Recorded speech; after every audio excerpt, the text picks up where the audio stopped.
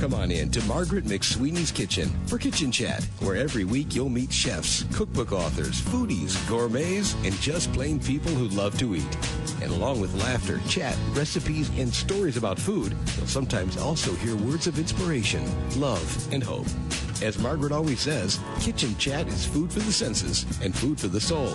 So grab a cup of coffee, put your feet up on a comfy chair, and get ready to spend a little time with Margaret and her friends. Hello, dear foodie friends. I'm Margaret McSweeney here at the City Smokeout in Chicago with two of my favorite pit masters, Garry Roark of Ubon's and the BBQ Princess, Leslie.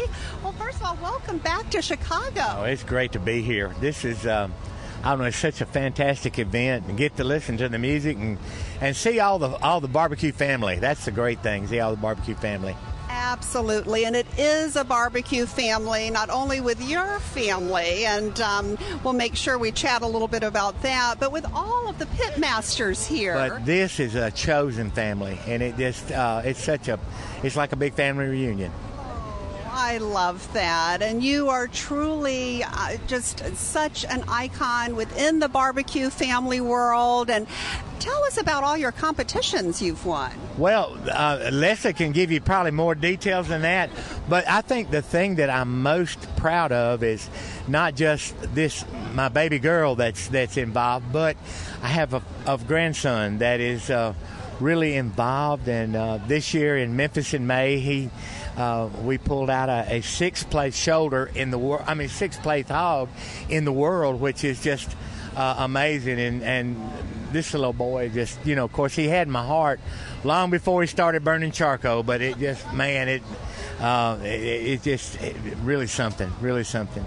That is so special. And of course, we're here enjoying the wonderful Bloody Mary as well. That's award-winning too, right? Absolutely. We have always, for us, barbecue and hospitality go hand in hand, and a Bloody Mary was always our hospitality on offer, And so we decided to not just be in the barbecue sauce business, but also the Bloody Mary business. So. Yes, and it has really gotten a lot. It has. It's taken off, and we've gotten into some really great grocery stores, and so the availability is just on the rise every day. So very exciting for us. Very exciting, and I am in awe of you, Leslie, being the BBQ Princess. Can you share with us, what it's like for a woman to get into the pit, become a very well-respected, award-winning pit master?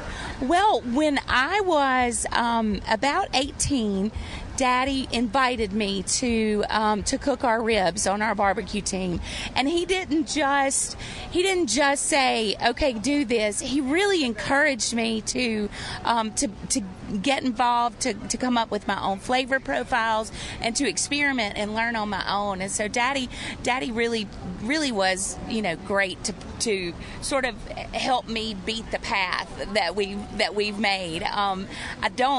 I feel like sometimes I'm kind of a pioneer for women in barbecue. Since I started almost 30 years ago, I've seen the path change from a footpath to an interstate system. There are so many amazing women in barbecue right now, and I'm just really excited to be a part of it and to have gotten to watch the evolution of women in barbecue. And you helped open that door, and your dad helped you. Helped open the door, right? You didn't know you were a feminist, did you? I didn't know I was. Yeah, I learned something new every day. All I knew, it was my baby girl, and she could do this. And when one of the first times that she sat down at a table and had judges on the other side, she would tell them how she did something, and they would look up at me to see if she was telling the truth. And so she said, "Daddy, I need to do this from start to finish, and I need for those judges to learn that I have done this and that it is me." And she did that and made those and convincing. I mean, look at that pretty face. You can she could convince folks of everything. So it was absolutely. And What advice would you give to other female pit masters who are aspiring or in the middle of it, feeling a little challenged? What advice? Get out there and do it. On the competition circuit, there are so many opportunities just all over the country. There's a barbecue fest every weekend, and go and compete. Find a small spot and, go with what you like. Don't chase flavors. Don't try to please judges. Go with what you like, and then make it perfect. And then make it perfect every time. That's how you get there. That is great pitmaster advice and life advice. And part of the secret is convincing those judges that this is what they like and not their other things. And when you sit across the table from them, you can say, this is the flavor profile that you need to learn to like. This is the best. And very convincing. She can be very convincing. That's right. I can talk him into anything. Isn't that sad? That's great. That a grown man lets a little girl talk. But she's been doing that since she was... Since I could talk. I love that. And you mentioned, because I never really thought about flavor profiles of barbecue. So how have flavor profiles changed in barbecue world? When we first started, every competition there was a guy that would pull in. It was his pickup truck and a little tiny grill. He'd pop up a tent and he'd win everything. He won everywhere he went. And he basically did a salt and pepper rib with a pineapple juice kind of steam, and he won everything. And so we've seen from there to if you're out here, you'll be able to taste barbecue that's got some earthier tones, cumin and chili. You'll be able to find the old school simple salt and pepper beef rib. The Fox Brothers have that. And but you're also going to find things that are like tacos, barbecue tacos. You're going to find, I don't think the ice cream here has barbecue, but everything else. But so they want to make it barbecue. But now it's kind of people are very open to trying new things, trying new ideas, and I'm always going to love that pineapple rib, but I'm telling you, I'm kind of crushing hard on that Fox Brothers beef rib too. So it's all about just finding what you like and then figuring out how to make that work. I love that. And then, is it your son that's in? It is. Can you share with us about this generation? Yeah, Jacob he's 14. So far, he's done a show on Food Network called The Kids Barbecue Championship. He did Chop Junior, and he did a show called Stove Tots. He was a Kids Culinary Fight Club champion, and now he's kind of aged out of kid TV, but he's working so that when he's 18 and ages into adult TV, he'll be really good. He spends, when we come here, he's out at 6 a.m. with the early team. He leaves when the last guy is gone, and he loves barbecue, but he loves this lifestyle too. He's grown up in this world, and he's got plans for when he's a little older. He's going to go spend a summer with Miriam from Salt Lick.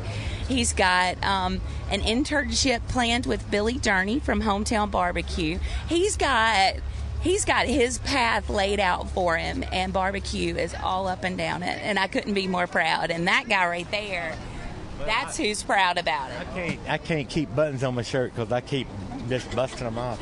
But, when he was 12, he and I were going deer hunting one morning and had a little bit of a ride. And I said, Bud, I realize that you're only 12, but have you thought about what you would like to do, later on in life? And without hesitation, he said, well, Poppy, I'd like to go to culinary school, and I'd go to Italy and France and finish up mine. I thought, at 12 years old, he's already, and it was without hesitation. He had already thought through this. And he and Leslie are cooking at the James Beard House in New York in August. And I said, what, a 14-year-old that can say, oh, yeah, I cooked at the James Beard House, which doesn't impress a lot of people, but in the culinary world, they say, oh, my God, it's like, you won the World Series. It's in comparison to that. And I am quite proud. This is so exciting. And the James Beard House, I was just there earlier this year. Tell us about what that experience is going to be like. We are, we're bringing a night in Yazoo City to New York. We're doing, Yazoo City has a tradition of kibbe. It's a Lebanese meatball. We call it kubby. And I sent in, when I sent my menu, I put kubby on there, and they're like, so what is that? And I'm like, oh, kibbe. And they changed it to, the real words. But there's a festival in Yazoo County that celebrates kibbe. We're going to do Mississippi Delta tamales. That's something that, any good restaurant worth their salt has a good tamale. We're going to do fried catfish from the Catfish Farm in Yazoo County. We're going to do a Wagyu beef brisket that comes from just across the river in Louisiana. We're doing baby back ribs and a pineapple bread pudding. So we are so excited. I feel like this is kind of the top. This was the number one thing on my bucket list. And once I kicked that off, like, now what? We're really excited, really honored to get to be in that very reverent space. This is just, I'm so thrilled for your family. This is kind of, barbecue has kind of opened up the world in a way, because Leslie's been to Australia. Was it last year that she went to Australia? And, I would like to go. She said, Daddy, I need somebody that can go and help me. And if you've got a 23-hour plane flight, it's going to take you the whole time we're there to recover to get ready to fly back home. So I didn't go, but Craig went. But it does me so, my heart just fills up so much to know that, okay, this, and too, that the Ubon, Ubon was my daddy. And family barbecue goes back several generations. But to know that name, that legacy is going to live on through my baby and my grandbaby is it's real uplifting. I always come to tears when I talk to y'all, because you know about my journey and why I do Kitchen Chat to honor my dad. And I just love this generation of love through barbecue and celebration, and how you share it and how you've elevated and how you're pioneers. I mean, you are pioneer pappy, I guess. And of course I feel like I am just blessed is the word that I have that comes to my mind. Is I'm just so blessed. Because this could be something I'm fighting by myself. When we bottled our first bottle of barbecue sauce in October of 1986. And somebody said, why did you do it? And I said, well, I didn't want to get to a point in my life where I was sitting on a rocking chair on the front porch, and man, I wish I'd have tried that. I'm still going to be able to sit in that rocking chair, and I'm going to say, yeah, it went, or no, it didn't. But it's going to go. It's going to go. So it is just soaring, and I am just so excited for you. The Kitchen Chat foodie friends are so happy for you as well, and thank you for spending some time with me today. Always our pleasure, baby. Always our pleasure. Thank you so much. Thank you for having us. And thank you, dear foodie friends. I'll make sure I send a link to you for Ubon's and also James Beard House for that very special celebration. Continue to follow the barbecue fun on Kitchen Chat and savor the day. Thanks for joining Margaret for Kitchen Chat today. Margaret would be so excited for you to drop by and visit with her at kitchenchat.info, where you'll enjoy podcasts, blogs, recipes, tips from chefs, and even great giveaways. She invites you to share your recipes and kitchen stories too. As Margaret always says, savor the day.